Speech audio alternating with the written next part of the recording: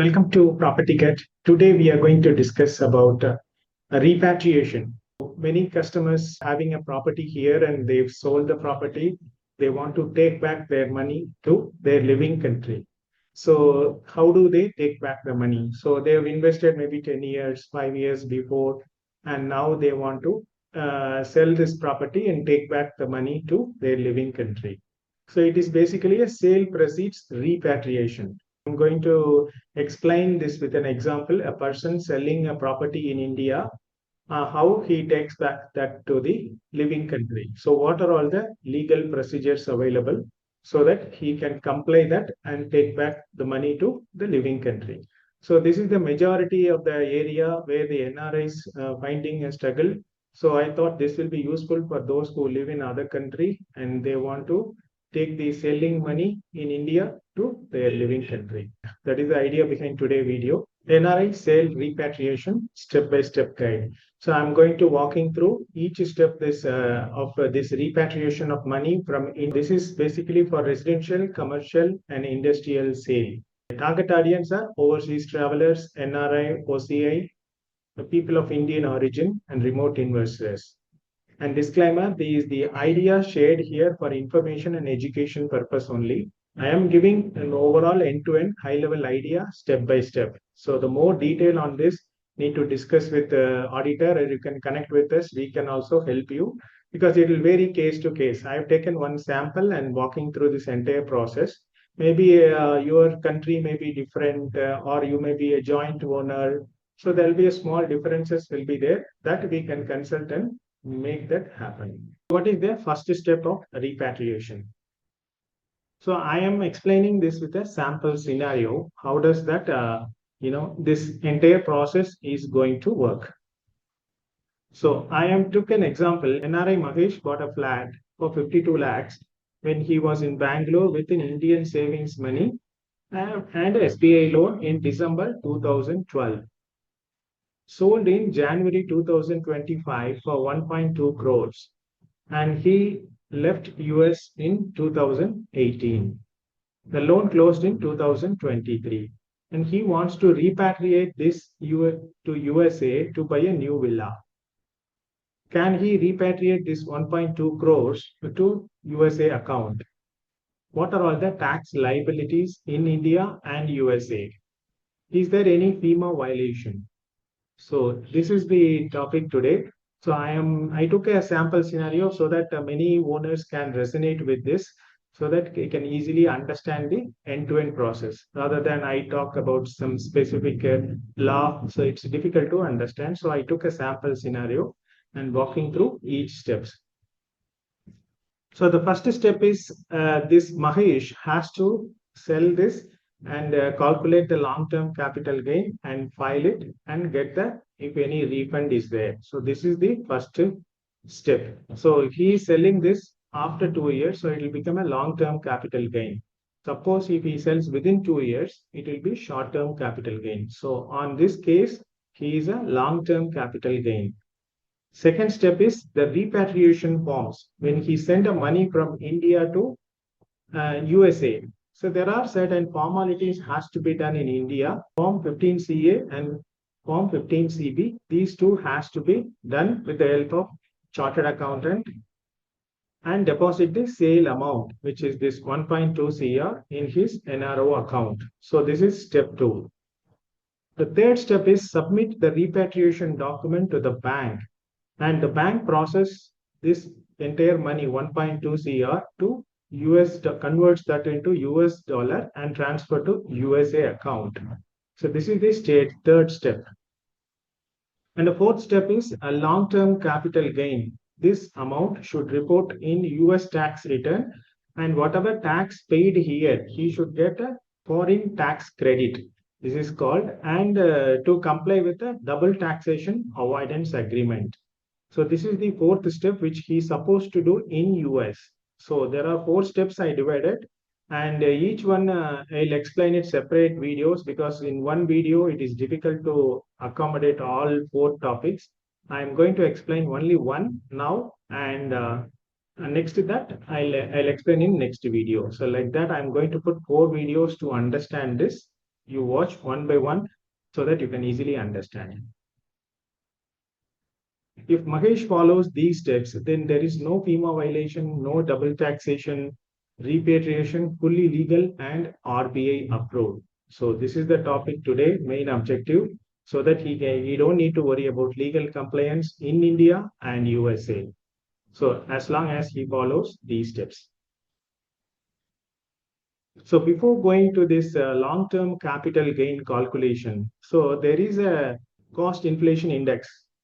That is a very important one to understand. So according to this example, Mahesh has purchased the flat in 2012-13, which is that financial cost inflation index is 200.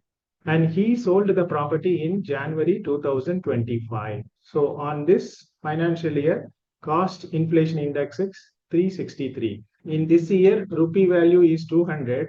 In this year, rupee value is 363. So that is the inflation adjustment is happening. It is legally approved according to the Income Tax Act. And there is a formula to calculate that also. So sale year cost inflation index divided by purchase year cost inflation index. This divided by this into the purchase amount, which is 52 lakhs in this example. So I will walk through that in a little better. Step 1 of 4, the first step is we are discussing, he is going to file ITR return by calculating long-term capital gain and claiming the IT refund. So this is the first step. So purchase price is 52 lakhs and cost inflation index is 200. Sale price is 1.2 CR and cost inflation index is 363. TDS deduction by buyer. So when any sale happens, the buyer responsibility in India to deduct the TDS and deposit into the TAN account so that the TDS is getting deducted for an NRI. So on this case, 23.92% on sale price 1.2 CR has to be deducted by buyer and deposit into the TAN account by the buyer. So this is the first step buyer has to do to execute this sale. And he deducting it and provide the acknowledgement to sub-registrar so that he takes this acknowledgement and go ahead and complete the registration. So in this case, 28,70,400 is the TDS amount. This is just a TDS amount. This is not actual tax. And he deducts from this 1.2 CR and balance 91.29 he is giving through the loan or he may be paying cash with a down payment. So this amount will go to Mahesh NRO account. This is the first step. Next, seller files IT return. And once he deposits this money, the sale is over. After that and that quarter, the seller files IT return and leverages the indexation method. This is the indexation method we are using. And since he purchased the property 23rd July 2024, before this, whatever property purchased, they can use the indexation method or without indexation methods. So indexation method is the previously we discussed one table. That method is what we are using here. If any purchase happens after 23rd July 2024, they cannot use the indexation, whatever the table we discussed earlier. So there is a straight away 12.5% they have to deduct. So this is two option given. So either one the seller can take it. So indexed that are current inflation adjusted purchase price. So according to this inflation on 2025, whatever purchased price value from 52 lakhs to 94 lakhs. So this is the as per the inflation adjusted price. So gross long-term capital gain after the indexation, which is sale price 1.2 CR minus 94.38 lakhs, which is the adjusted cost inflation adjusted price. Balance 25 lakh 62,000 is his total long-term capital gain. This is gross. So on top of that, there are some deductions possible. So what are all those deductions? There are some expenses he can claim. So this is a gross long-term capital gain after the indexation. And according to Section 48 of income tax, and there are certain tax deductions possible to reduce the tax liability. Here, the sold price is 1.2 CR. Inflation adjusted purchase price is 94 lakhs. And brokerage. So he maybe used a property consultant. He is paying some 2 lakhs, service charge for him or brokerage or commission to him. So that he can show it receipt and claim that. So any charges like that, you can happily pay them and you can deduct that from the your tax liability. So legal fees, if any lawyer fee, if you pay it, you can they help them to register the property. You can claim that also. And stamp duty paid during registration. So in 2012, he paid 1 lakh stamp duty. That also he can deduct it. And any renovation happened for the property, he can claim that this is approximate. These all are approximate number. I put it to understand. This can vary, and you can put actual and calculate it.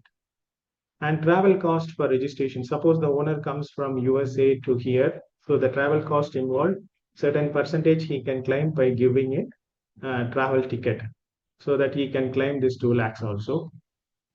So after detecting all those things, so the next net long-term capital gain after possible deductions, which is 17.12. 17 lakhs 12,000 is the net long-term capital gain. So on that, the as per the law is 20% plus 4% cess on 20% amount, which is the actual tax is 3 lakhs 56,096 is the actual tax supposed to pay to Indian government. And TDS deducted, which is earlier by the buyer, is total 28. He deducted 28 lakhs 70,400. But actual tax is 3 lakhs 56,096. So the net refundable, the seller will get it 25 lakhs 14,304. So this he will take back from the income tax department, because earlier the buyer deducted this much money, this 28,70,400, and deposited into his TAN account. When they file IT return, he will take back this much money, but actual tax is 3 lakhs 56,096 rupees. So the buyer deposited amount earlier after completing the sale, which is 9129, plus this refund amount 25 lakhs, altogether will be 1 crore 16,043,904. So this is the actual amount after tax he can repatriate to that country. So now he has a two option. One, he can take this money to living country. In this case, he want to take this money to USA. So I'm going to put a separate video for a next step. Or he can, invest here in another property in India within 2 years, or before selling 1 year. So in this time period, he can buy another property where he can completely avoid this long-term capital gain. Here, somewhere around 3 lakhs plus, he can save it if he invest in another residential property in India. So more detail, you can consult with the auditor. They also will help. Or in case any help required, you can connect with us. We also will help. This is our videos. We put it, in playlist investment. We have certain useful things: sale, buy, rent management, and we have our vision, mission, what we do, high level idea, and this is our service catalog. What are all things we do? And this is the book I am writing mainly for traveling guys. We'll be releasing this soon. There are certain business, consultant requirements. I have put more details on this playlist. Please watch for that. If anybody interested, can connect with us. We can work collaboratively. And if you have any requirements, you can post on our portal. And if you like this video, please give thumbs up and subscribe and click the bell icon. And comment if you have any questions. We can help you to understand, and share with friends and family, those who are planning to sell property here and take the money back to their living country, so that it will be useful to understand the entire step and do it as per the law. Thank you for watching. Thank you. Bye-bye.